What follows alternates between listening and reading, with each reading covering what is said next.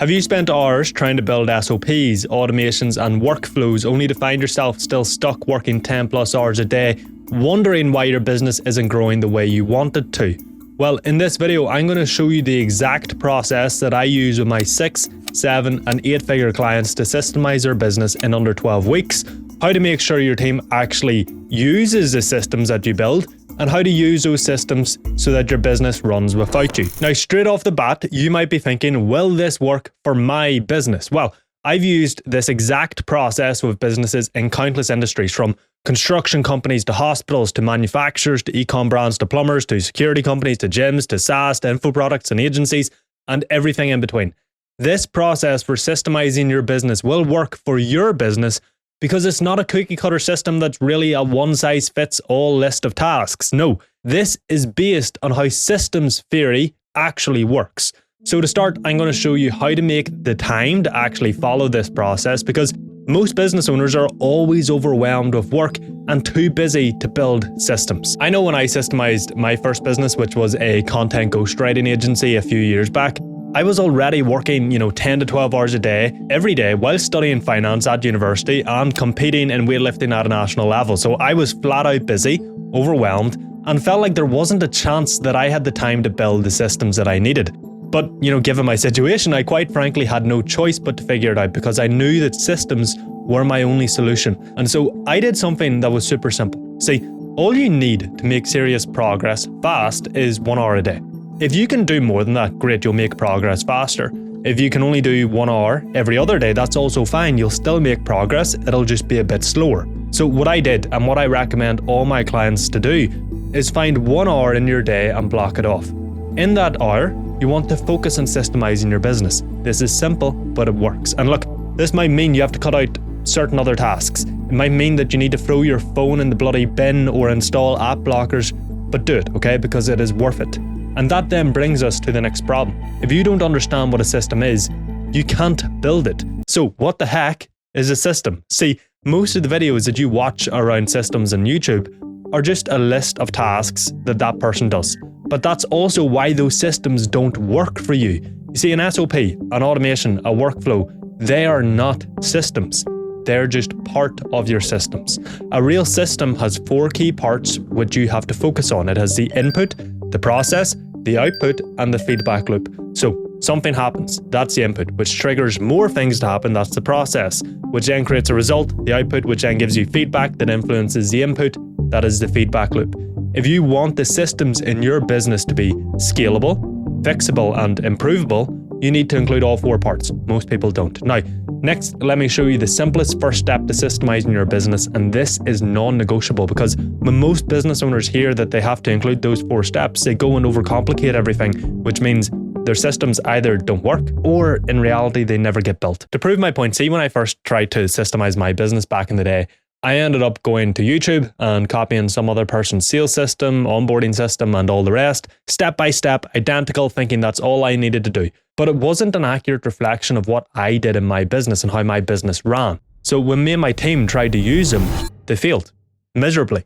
That's why the first step is to identify the tasks that you do in your business, because see, right now, we're not trying to change what you do and make your systems and processes super optimal, okay? We're not worried about that right now. All we're trying to do is systemize what you already do in the business. You can change what you do if you need to later. So step 1 is to identify every single task that happens in your business. And the best way to do this is incredibly boring, but it's the only way. You sit there, you have a think, and you list them all out in a Google Doc. Now you might be thinking, how on earth are these going to turn into systems? Well, let me show you the next step of the process, which will show you exactly how to do that. And this is the key to running and scaling a business effectively. And here's the easiest way to think about this, okay? So imagine your systems are like a factory. Your input is the raw material, your process is the assembly line, and the output is the product.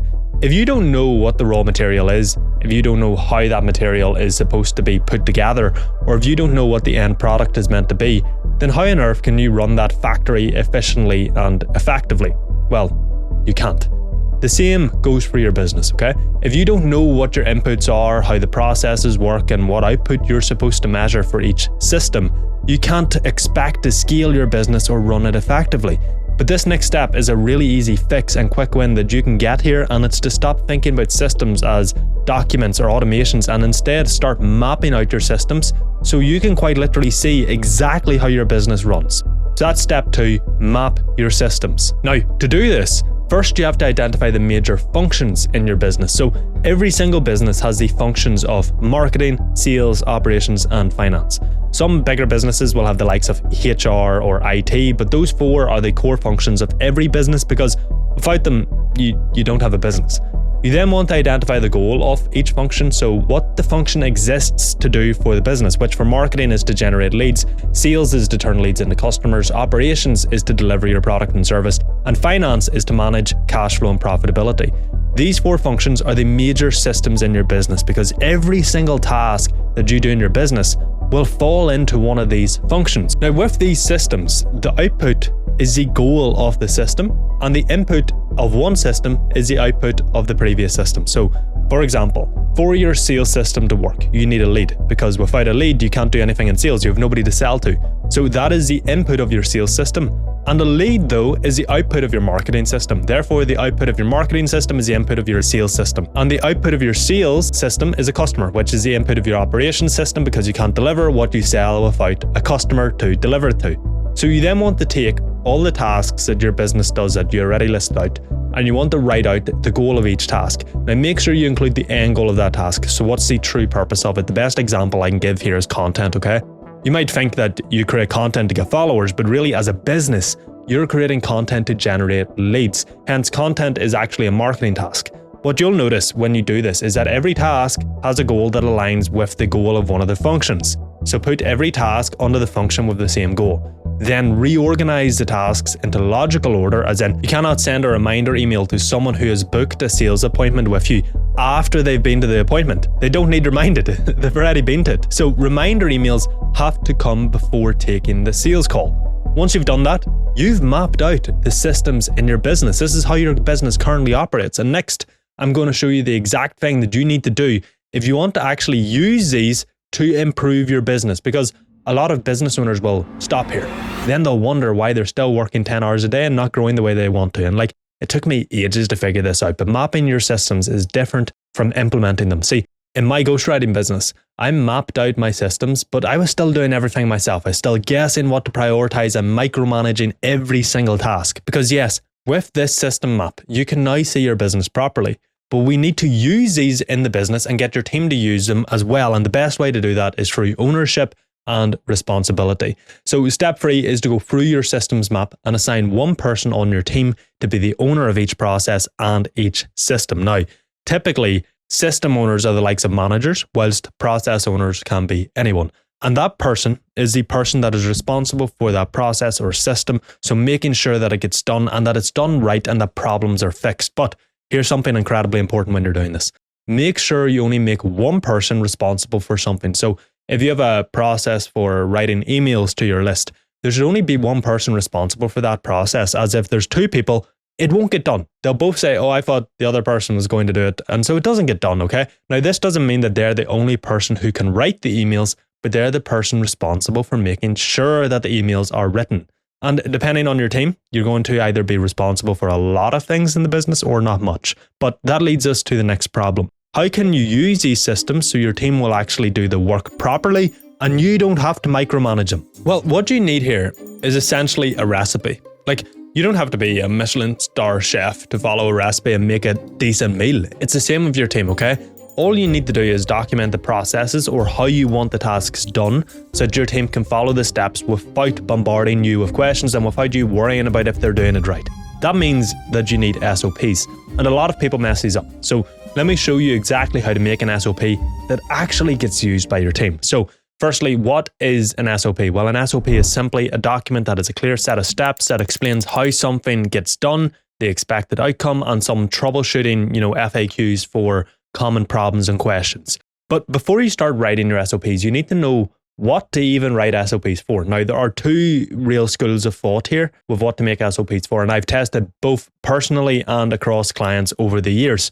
Some people say only SOP, the mission critical, the stuff, the big processes and important things. Others say to SOP, everything someone else touches. Now, like with everything in business, there's no real right or wrong answer here, okay? You can do either, it's up to you, it's really a trade-off. But in my experience, if you only SOP the important stuff, you're leaving like 80% of the chaos, problems and questions unaddressed. And to prove it, let me tell you about one of my clients in the MOS. He runs a 7-figure coaching business, right? And when he came to me, he was drowning in Slack messages. I actually think he was in WhatsApp, I can't mind, but he was drowning in messages with his team constantly asking him questions like, where's the client dashboard template? How do we onboard this person? Where do I upload this video? And whatever else, right? So see, when he came to me, he thought that he only needed SOPs for the super important things. And yes, those big things are the most important. They're likely what you worry about the most. But once you solve them through SOPs and systems, the bottleneck is now in the little things, the non-essential things that you never bother to document. So I got Callum to make SOPs for all of it, every repeatable task. And suddenly, he stopped getting pinged every 10 minutes and stopped having to micromanage everything. So what should you make SOPs for? Well, I'd recommend that you go through every process in your systems map and all the tasks and make an SOP for every single one. Then store them all in a folder in a Google Drive somewhere. And look, see anybody who tells you not to make SOPs for everything because people won't use them. If that's their justification, do not listen to them. They just don't have either the systems for making sure SOPs get used or an understanding of how SOPs should be used, which are the things that I teach all of my clients in the MOS, and they all much prefer having the SOPs for everything. Now, that leads us to the next problem. How do you write your SOPs? Because see if your SOP is too vague, your team will keep asking you questions because it just doesn't have enough detail. But if it's too complicated, it'll overwhelm anybody who tries to use it. So what you need to prioritize when you're writing your SOPs is clarity. Like, you know, when you go to build a bit of furniture and the fucking instructions are terrible and you've so many questions and you're overwhelmed, you're confused and you have no idea how to build the bloody thing. Well, that's what a shit unclear SOP is like for your business. So be clear around what needs done, why it matters, who owns it, as in who is responsible for that process based in your systems map, when it happens and how exactly it gets done step by step and what the goal output is. And make sure you keep it simple. Use the likes of bullet points, not paragraphs, because nobody wants to, read paragraphs to figure out how to do something. They want bullet points. Now, making SOPs can take a good bit of time, and it's one of the primary arguments against making SOPs for everything, and I get that. But I have an AI tool that I made for my MOS clients, which can make all your SOPs in literally a few minutes each. So I'll leave a link to that in the description below, so make sure you get it to save yourself a ton of time. And that brings us to the next big problem. How do you know if you've done this right or if your systems are any good? Well, let me show you. When I first systemized my business, I used to ask myself this exact question, right? I would build a system, create an SOP, and then stare at it and sit there and think, is this shite or can I actually use it? But what I realized is that the only way to know if a system is good or bad is to use it and get feedback. Which, I get that this can seem rather daunting, but it's the best thing you'll ever do for your business, because this is exactly how you remove any guesswork and know what to try, if a decision you made was good or bad, if you need to change your systems or how you do a process, or if an SOP is crap, or if a team member needs to improve and do better. Feedback is the number one way you can grow and improve your business. So step 5 to systemizing your business is to install feedback loops. Now, what exactly does that look like? Well, feedback can really look at different ways, but the best form will always be metrics and data. So what you need to do is set up scorecards to track the data for every single system in the business. The best way to do this is to create a spreadsheet for each system. And look, if you don't like spreadsheets, apologies, but guess what? You don't need to like them. You just need to know how to use them. At least if you want to run your business properly and have a business that improves over time and isn't based on feelings and guessing. There is no way around this, okay? You need to know your numbers to run and grow your business effectively, and that requires spreadsheets, okay? So in that spreadsheet though, you want to track the metrics for each process in that system. So go through your systems map, and for each process, just ask what number would show me if this is performing well. Track that number and then track the percentage of people who move from one process to the next. So if in your sales system you take sales calls, the best number to show if your sales calls are doing well is number of closes, because that's the goal of the sales call. So you want to track that, but you also want to track the percentage of people who buy on the call, because that shows you how well that step is performing relative to the previous steps, okay, in a relative way. So, for example, if you take, say, 5 sales calls and you close, like 5 people, you might think, fuck, I'm not closing a lot of people, but you're closing 100% of people who you get on a call with.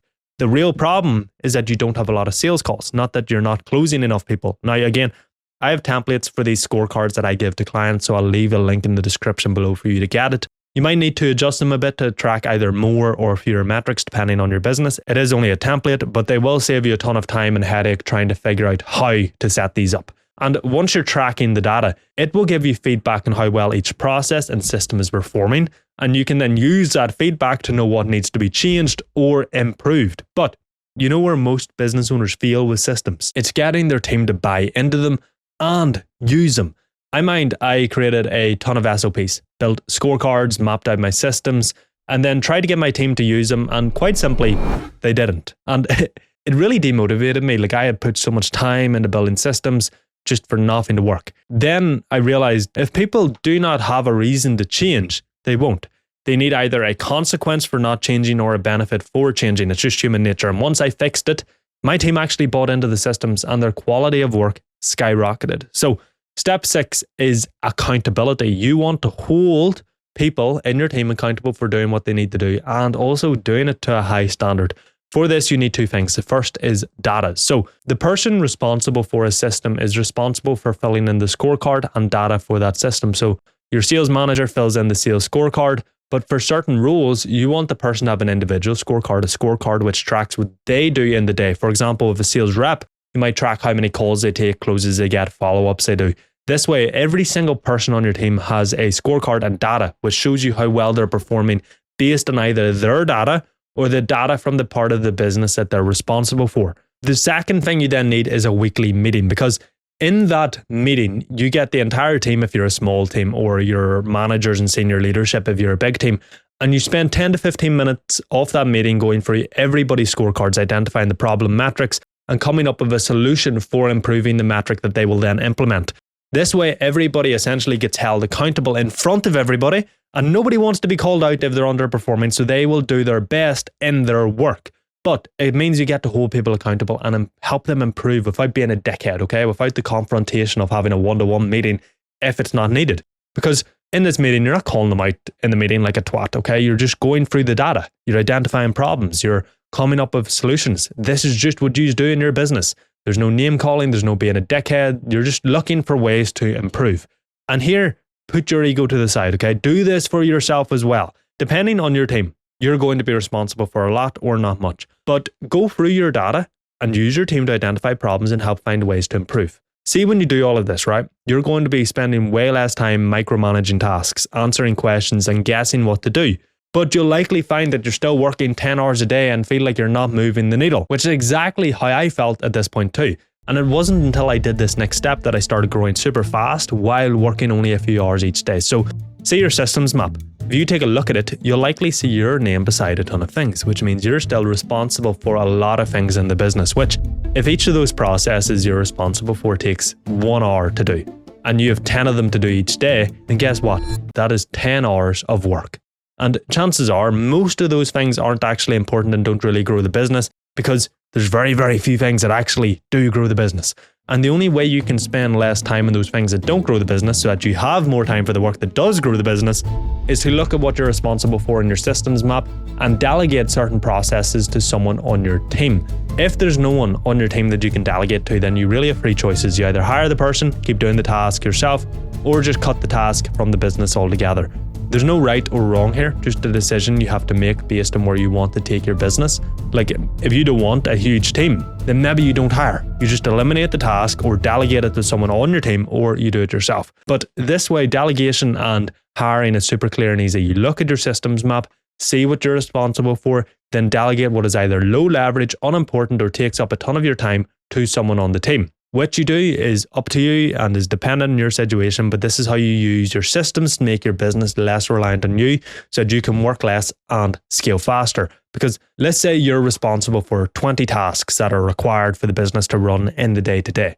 If you want your business to run, let's say entirely without you, you have to systemize your business to remove questions, create clarity, and give data to see performance clearly.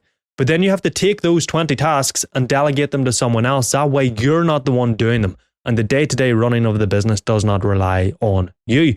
All you do then is the important work that grows business, and then use the data to make decisions and hold people accountable. And even all of that can be delegated to a CEO or general manager if you want to. So step 7 is to delegate. And that brings us to the biggest problem business owners face with systems. And that is that this is not going to be perfect straight away, okay? The first time you do this is like a first draft that you then improve based on the data. And it wasn't until I learned how to use the data properly that my business grew so much faster and ran so much more smoothly. Now, the easiest way to think about this is that each system in your business is like a pipe. The goal is a smooth flow of water through the pipe. And when things feel stuck in your business, when progress is slow, leads are inconsistent, sales are crap, or results are unpredictable, it's because a part of the pipe, your system, is blocked, or in other words, a metric that you're tracking is underperforming. So if you picture your business as a whole as a pipe carrying water, the pipe is different sections, each section corresponding to your business system. So there's a section for marketing, sales, operations, and finance. The water is throughput, volume flowing through the system. At the start of the pipe or system, the water is leads, but as it moves through the pipe, it moves through the functions and becomes a client, comes out the end of the pipe as profit. But right now, let's say your pipe has 3 blockages, 3 metrics which are underperforming and limiting the flow of water. Now, your marketing system is actually the tap at the start of the pipe because it controls how much water enters the system. Because think about it like this. For you to get profit, you need clients. For you to get clients, you need sales. For you to get sales, you need leads. For you to get leads, you need marketing. And the more and the better your marketing, the more leads you get. So if you have those 3 blockages, even when you turn up the tap by doing more or better marketing, more water might enter the system as leads, but the water is still being bottlenecked by the blockages, and so it doesn't change how much water comes out the bloody end of it. What most people then do is try to fix all the blockages at once, but the blockages typically impact each other, so fixing one might influence and worsen the other. It might not, but it might, right? And if you're trying to fix all the blockages at once, your time and effort are so spread thin that nothing actually gets fixed. So if you want to use data correctly in your business, you have to identify the primary constraint, the main metric that's limiting the water the most, then go all in on fixing that metric until it is fixed. This can feel like you're moving slower, but if you try to fix everything at once, it feels fast until you realize you never actually solve anything.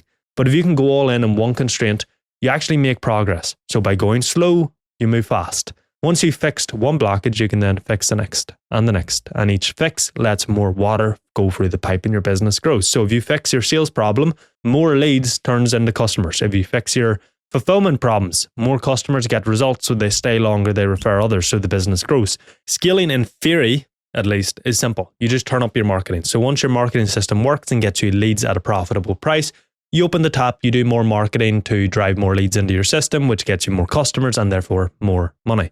But you have to clear the pipe first and make sure that the tap actually brings in water. Then you turn up the tap once the system can handle it, because there is 0 point in turning up your marketing if all the water is going to get blocked. If your systems can't handle it, like all you're doing there is pouring water into a broken pipe. Obviously, there's a bit of a paradox here, whereby to see if your system can handle more volume, you have to drive more volume through it, but don't just keep turning up the marketing when things are broken, okay?